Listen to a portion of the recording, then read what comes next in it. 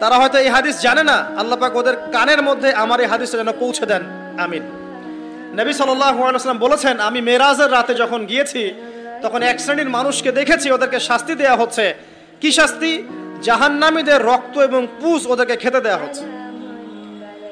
জিবরাইল আলাইহিস সালামকে জিজ্ঞাসা করা হলো যে এরা কারা?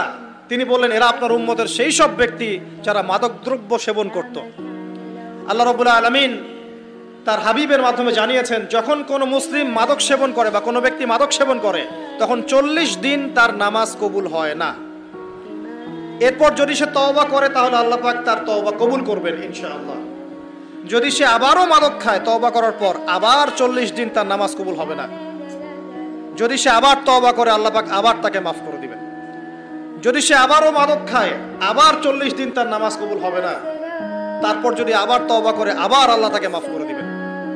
এরপরেও যদি সে আবার মাদক দ্রব্য সেবন করে, নবী সাল্লাল্লাহু আলাইহি ওয়াসাল্লাম বলছেন তাকে আল্লাহ রাব্বুল আলামিন পরকালে মৃত্যুর পরে তিনাতুল খাবাল পান করাবেন। তিনাতুল খাবাল। জিজ্ঞাসা করা হল, ইয়া রাসূলুল্লাহ, তিনাতুল খাবাল কি জিনিস? নবী সাল্লাল্লাহু আলাইহি ওয়াসাল্লাম উত্তর দিচ্ছেন, এটা হচ্ছে জাহান্নামীদের রক্ত, মাংস, এগুলো পুড়ে পচে যে রসটা বের হবে, এটা হচ্ছে তিনাতুল খাবাল।